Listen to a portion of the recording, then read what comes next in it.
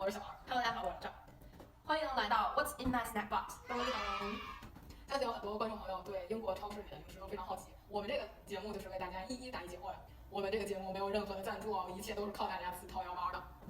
那么接下来就进入我们第一期的测评，让我来看看盒子里有什么大宝贝。这是榛子味儿的、咖啡味儿的、软糖味儿的和大黄味儿的。等一下，大黄不是分头碾核的一霸吗？你可听吧，跟我们鸡哥打架的那个。下面就由机智小王为大家介绍一下。大黄在我国其实是一味中药材，它具有大寒和大苦两种特性，而且非常的清热去火哦。但是在欧洲，大黄却是当做食材的。像我们今天吃的这个大黄酸奶，它就取自于大黄的茎部这个位置，可以看到它的茎部是有红色表皮的。但是在我国这味中药里啊，大黄却取的是根部，不是一个部位哦。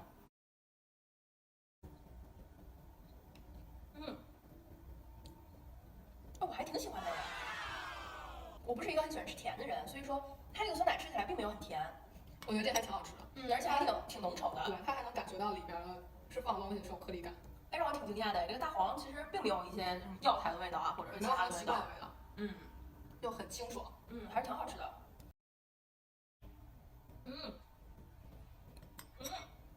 为什么我觉得这个软糖味儿比我的大黄还要有一股中药的味道？它既不是那种太妃糖的那种焦糖的味道，它也不是那种就是只是纯的单纯的甜的味道，有一种好奇怪的味道在里面。我觉得还行啊，它其实有点黄，就还真的挺像软糖，而且真的要比这个甜很多。它里面是没有颗粒感的，就是那种很浓稠的那种感觉，就像加多了白砂糖的酸奶，而且到后面吃起来有一点苦。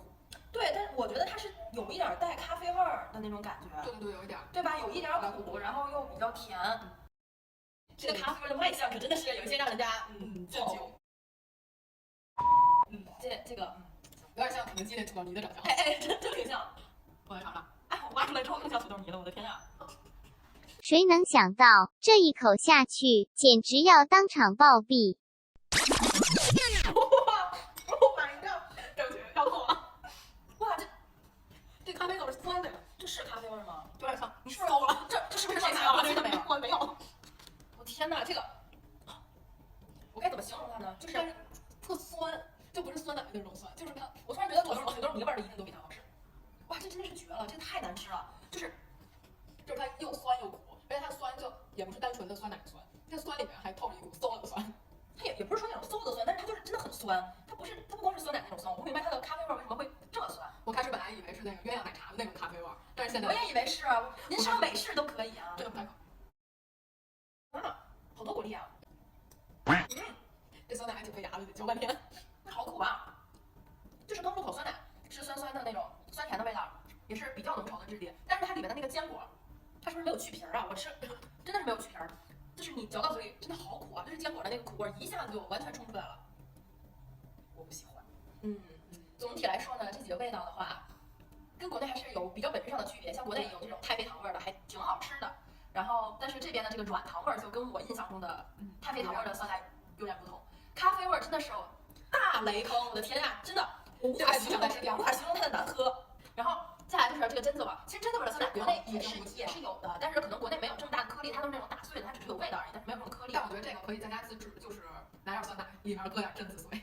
对，然后你在加榛子的时候呢，可以就把那个皮儿去掉，就没有这么苦了。对，它现在这个颗粒吃起来真的很苦。其实这些酸奶从它这个量来说，还是比较适合一人食的。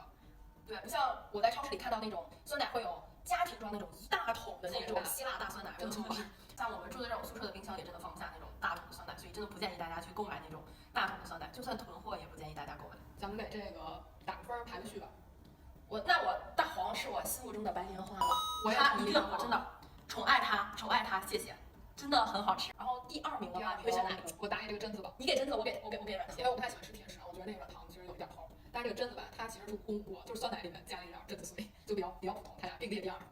最后一名我真的是大家无需多讲，给它就对了，好吧？它真是太难吃了，难吃到超乎你的想象。然后所以今天我们测评的这4款呢是国内不太常见的口味的酸奶，但是像一些比较正常的，像树莓味啊、草莓味啊，或者是蓝莓味啊，其实超市里都是应有尽有的，大家都可以根据自己的口味来选择。